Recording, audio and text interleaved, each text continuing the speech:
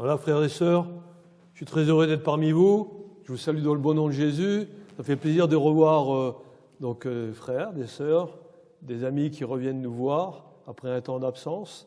Et c'est vrai que dans notre existence, malheureusement, nous souffrons tous. Mais cette souffrance, elle a un but, c'est pour nous fortifier. C'est paradoxal, hein?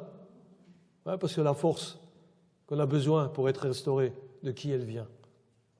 De notre Seigneur.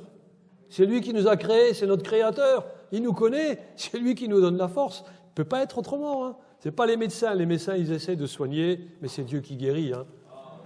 Qui c'est qui a dit ça, au fait? Un jour, c'est vrai, c'est Bernard qui l'a dit. Mais en dehors de ça, c'est un médecin. Il y a l'hôpital à Thionville là, qui s'appelle Ambroise Paré. Voilà. Donc, souvenez-vous de ça. C'est Dieu qui guérit. Amen. Alors, des fois, bien sûr, on n'est pas bien. Hein. Mais qu'est-ce qu'on fait? Quand on n'est pas bien, on courbe, on baisse la tête et on est là comme ça, à marcher. On dit, Seigneur, mais qu'est-ce que tu fais? C'est quoi ma vie? Et Jésus dit, qu'est-ce qu'il dit Jésus? Vous vous souvenez? En Matthieu 6, 26, Sermon sur la montagne. Regardez les oiseaux. Oui, regardez les oiseaux du ciel. Ils ne sèment ni ne moissonnent. Ils n'amassent rien dans les greniers et votre Père Céleste les nourrit. Qu'est-ce qu'il dit juste après? Ne valez-vous pas beaucoup plus qu'eux? Retenez ceci. Vous valez plus que les oiseaux. Ma prédication aujourd'hui, elle parlera des oiseaux. Et oui. Bien sûr, Jésus, c'est bien que nous valons plus que les oiseaux. Mais encore, faut-il que chacun de nous nous laissions nous enseigner par la parole de Dieu. En 1521, Martin Luther, le grand réformateur allemand, quand il a pris ce texte de Matthieu 6, 26, donc il en a fait un commentaire sur le Sermon sur la montagne, qui commence du chapitre 5 au chapitre 7, et il dit ceci, « Voyez-vous, le Seigneur fait des oiseaux nos maîtres d'école et nos enseignants. » Waouh! Regardez les oiseaux, nous avons à apprendre de eux pour vivre. Oui. Alors on peut se poser la question, ben oui, mais en quoi les oiseaux vont-ils m'aider dans mon quotidien? Simple, il suffit de les observer. Seigneur, tu nous as donné des yeux, des oreilles, pour regarder, pour entendre. C'est ce qu'on fait. Mardi dernier, avec le frère Bernard, nous avons fait quelques travaux, on a déposé des gravats à la déchetterie. Et il me posait la question en chemin, sur quoi est ta prédication dimanche? Il dit, je ne sais pas. Alors je lui ai répondu, je ne sais pas. Comment ça, tu ne sais pas? Non, je ne sais pas. J'attends que le Seigneur me montre quelque chose. Alors je fais cette prière, Seigneur, montre-moi ce que je dois prêcher dimanche. Et on revient à l'église, déchargé de nos fardeaux, des gravats, on les a laissés là-bas à la déchetterie, on ne les a pas repris avec. Hein.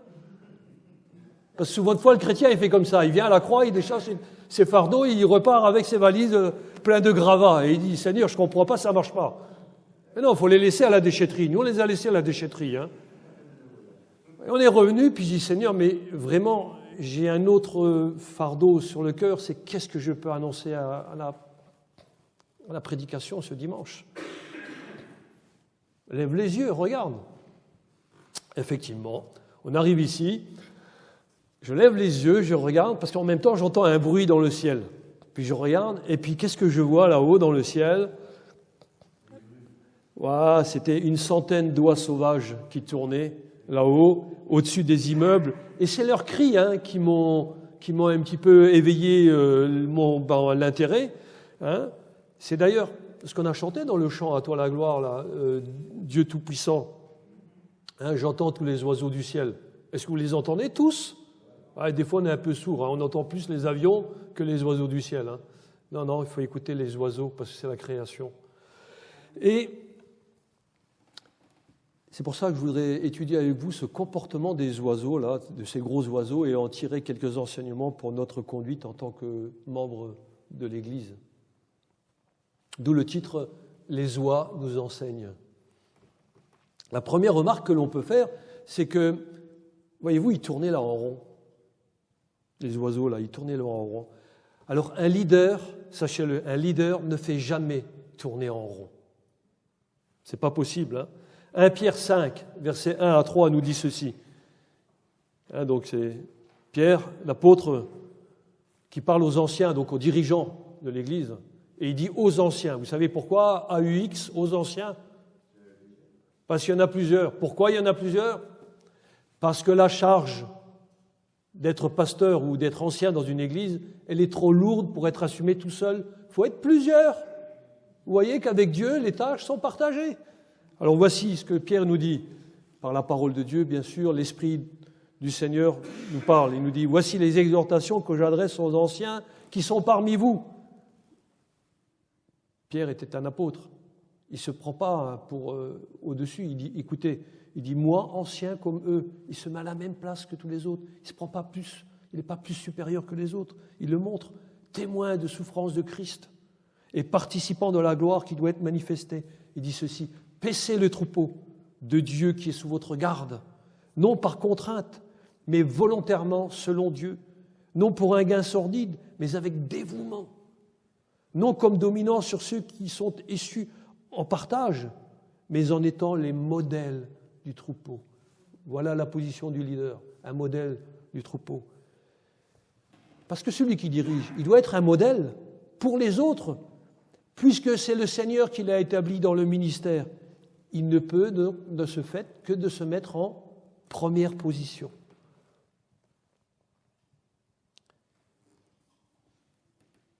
Et oui, et donc s'il est en première position, vous savez ce que ça signifie? Regardez les oiseaux dans le ciel.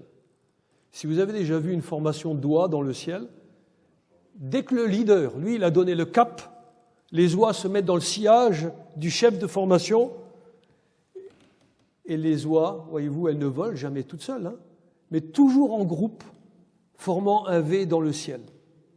Et savez-vous ce que cette caractéristique-là de former le V, elle permet?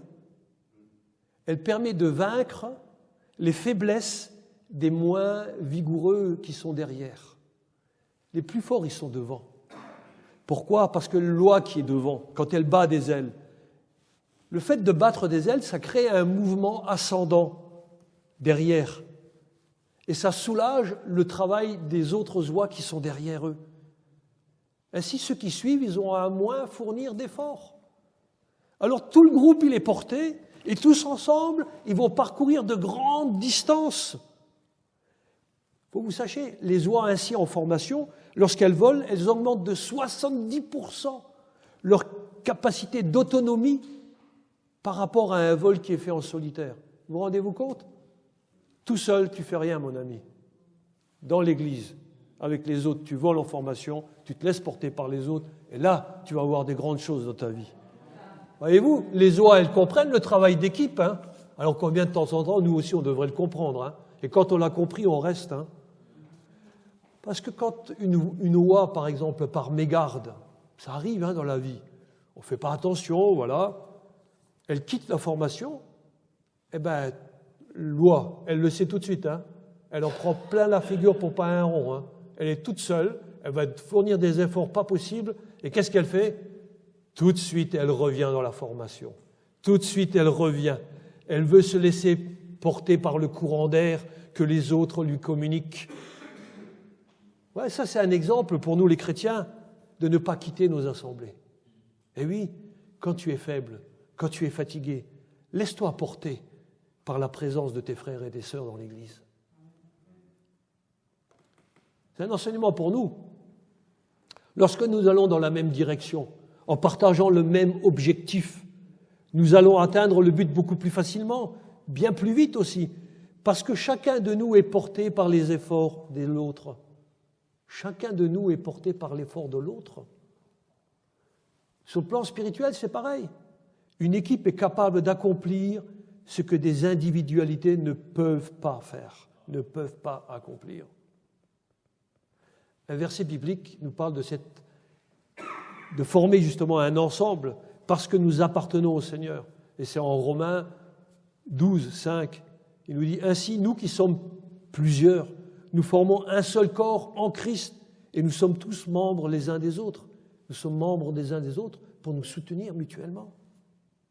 Frères et sœurs, ce n'est qu'ensemble que nous pouvons nous soutenir les uns les autres, car voyez-vous, personne ne peut voler en solitaire. Ce n'est pas possible. La deuxième remarque, c'est que le leader, lui, il a une position qui est éprouvante.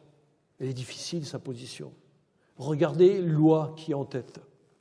Son rôle premier, c'est de lutter contre les vents, les changements de temps, la pluie, la neige, la grêle, tout cela en gardant le cap, en gardant la bonne direction, parce qu'il faut arriver au but. Je ne sais pas si vous avez déjà affronté la grêle ou de la pluie qui bat très fort et vous êtes là, vous n'avez pas de lunettes, hein, et puis vous en recevez plein les yeux. Ça fait mal, hein, ça fait mal. La tête, elle en souffre. Hein. Et bien là, c'est la même chose. Celui qui est devant, c'est lui qui en prend plein la tête. Il en prend plein les yeux, lui. Il doit même résister aux agressivités de toutes sortes et toujours garder la bonne allure, coûte que coûte. Il ne faiblit pas. Il est un exemple. Voyez-vous, le leader ne ménage jamais ses efforts. Et quelles que soient les difficultés, il maintient sa position. Il maintient toujours sa position afin que la formation qui est derrière lui reste dans la bonne direction, soit consciente qu'elle est là, elle est appuyée, qu'elle est dirigée par quelqu'un et qui prend soin. C'est ce que Jésus disait, je suis le bon berger. Mais il appelle aussi des hommes et des frères donc à être des bergers pour conduire le troupeau dans la bonne direction. C'est un rôle ingrat, celui de leader. Parce que lui, il n'a personne sur qui se reposer, hein, il est en tête. Il n'a personne devant lui hein, qui bat des ailes et qui crée un courant d'air sur lequel il pourrait se laisser porter. Non, pas du tout. Au contraire, c'est lui qui est devant, c'est lui qui impacte les autres qui sont derrière lui. Et pour ça, il dépense beaucoup d'énergie. Toute la formation derrière lui est dépendante de son chef de file. Il en est la même chose dans l'Église. Le leader, le pasteur, il doit garder le cap d'une manière invariable, d'une manière indéfectible, afin d'amener les frères et les sœurs à bon port. Oui, qu'aucun ne se perde. Ça, c'est valable aussi pour chacun des responsables dans l'Église. Il y a des responsables dans l'Église, hein. Nous avons prié pour les responsables qui descendent à l'école du dimanche. Voilà. Donc, il y a l'école du dimanche, il y a aussi le responsable de l'évangélisation, le responsable du groupe de jeunes, le responsable de l'informatique, le responsable du balayage. C'est tous des responsables. Chacun doit garder le cap pour que l'autre qui est derrière, il profite de la situation et puis il se sent porté, encouragé, aller de l'avant. Chaque responsable doit donner la cadence, garder le cap pour indiquer la bonne direction à ceux qui sont sous leur responsabilité. Et toujours Pierre nous disait en 1 Pierre 4,10, il nous dit ceci, comme de bons dispensateurs des diverses grâces de Dieu. Oui, si vous avez reçu quelque chose, mes frères, mes sœurs, c'est une grâce de Dieu, non? Alors que chacun de vous mette au service des autres le don qu'il a reçu. Une question, connaissez-vous les deux types de personnes qui peuvent se retrouver dans l'Église? Ceux qui sont sous-employés et ceux qui sont suremployés. Et voilà, c'est ça, c'est-à-dire ceux qui cumulent les postes. Et oui, c'est pour cela qu'il y a des personnes qui se fatiguent beaucoup plus vite que d'autres aussi.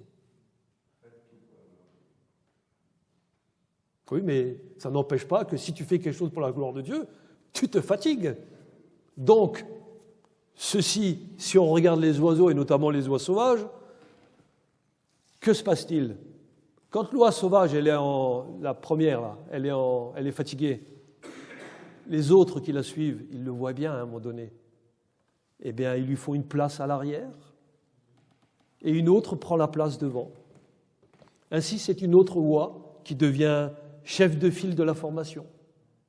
C'est pour ça que le Seigneur, il appelle des anciens dans l'Église. Oui, des pasteurs, si vous préférez. Et aussi, ce qu'on apprend, c'est que chez les oies, voyez-vous, il n'y a pas de rivalité. Mais bien plus, il y a quoi? un partage des tâches. Une formation d'oie, c'est comme une église. Elle a besoin de volontaires qui sont capables, susceptibles de remplir les différents rôles et d'épauler les leaders à tout moment, à chaque instant.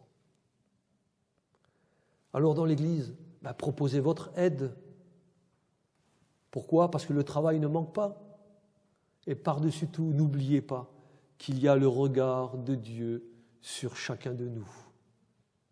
Hébreux 6,10 nous dit ceci, « Car Dieu n'est pas injuste. » Oui, Dieu n'est pas injuste pour oublier votre travail et l'amour que vous avez montré pour son nom, ayant rendu et rendant encore des services aux saints. Ayant rendu et rendant encore. Ceci veut dire quoi ? Que celui qui rend des services, il reste dans le service. Il n'est pas dit qu'il était sorti du service. Il continue à rendre des services.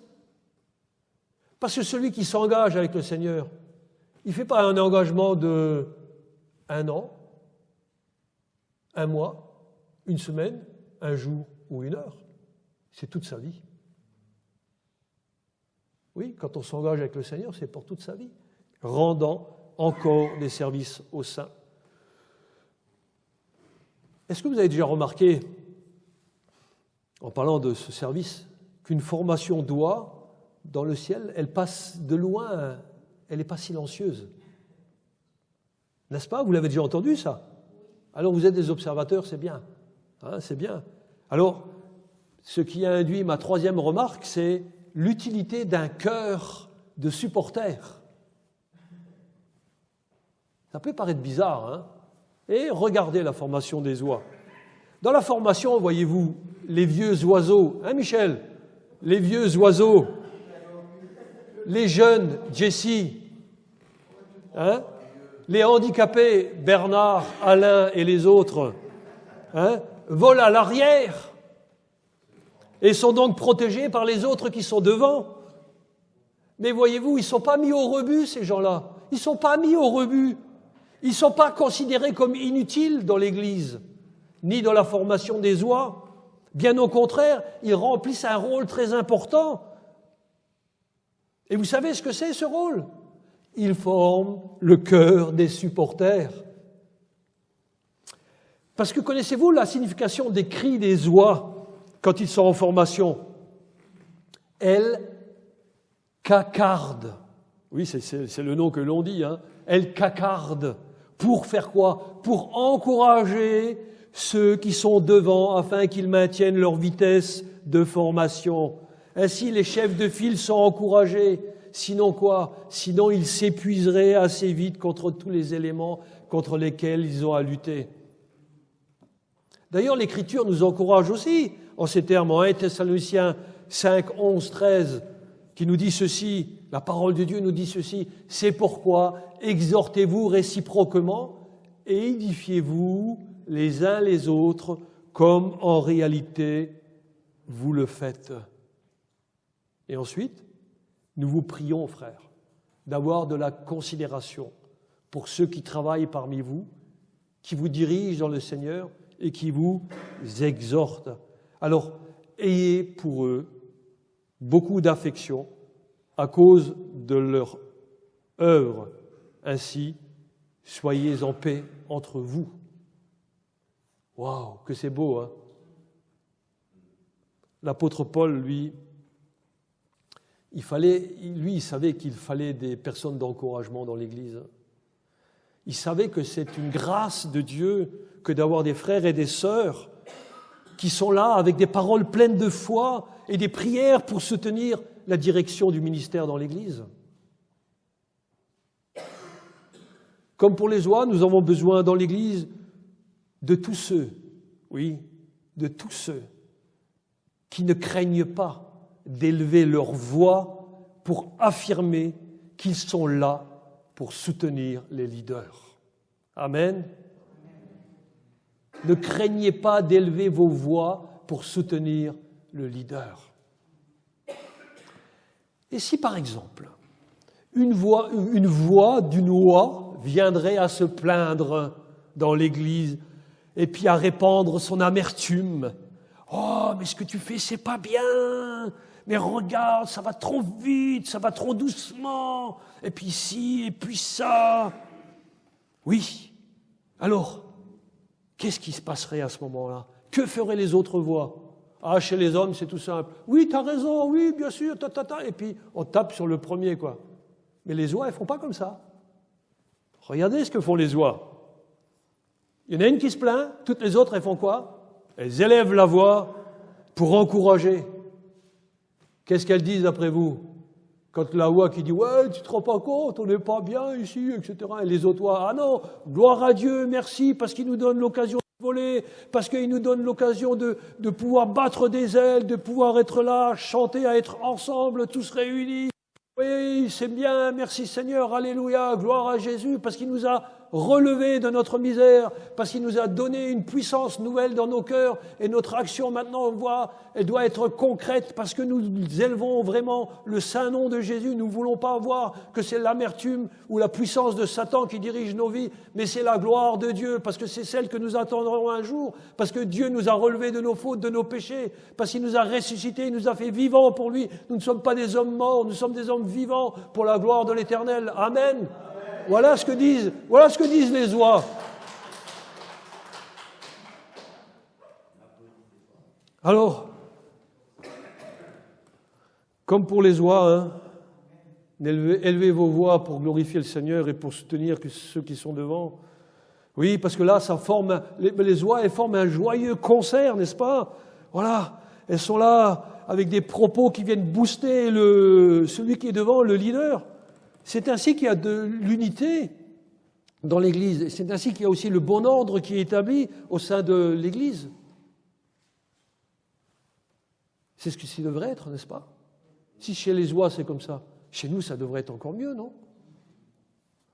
Alors si vous entendez une voix qui exprime le doute, vous exprimez à haute voix votre foi. Oui. Frères et sœurs, ayez toujours des mots d'encouragement à donner. Soyez connus comme un homme ou une femme d'encouragement. C'est ce à quoi nous appelle Hébreux. Hébreux 10, 24 nous dit « Veillons donc les uns sur les autres pour nous exciter à l'amour et aux bonnes œuvres. » Et pour continuer à exercer l'amour et les bonnes œuvres, nous allons voir cette quatrième et dernière remarque pleine d'enseignements que j'intitule la fidélité. Parce que comprenez bien que les oies, elles sont fidèles entre elles durant toute leur vie.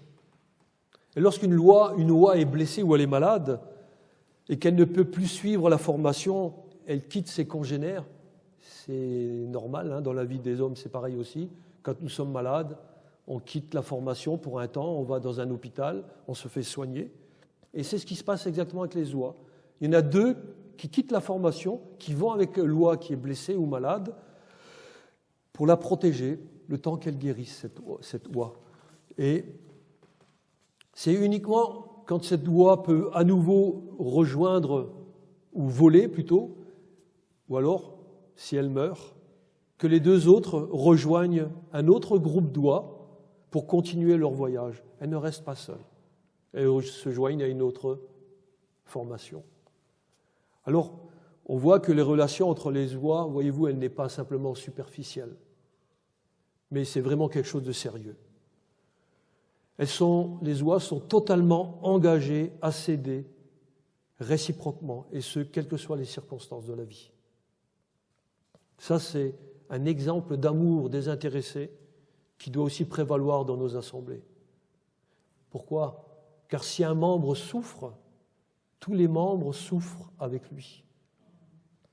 C'est 1 Corinthiens 12, 26 qui le dit, où Paul montre bien que quand un frère ou une sœur est malade et il a des difficultés et qu'elle souffre, bien tous les autres membres souffrent aussi avec, parce que nous avons une compassion pour nos frères et sœurs qui sont dans les difficultés, qui sont malades, et nous les soutenons dans la prière, et la prière fervente du juste est d'une grande efficace. Amen.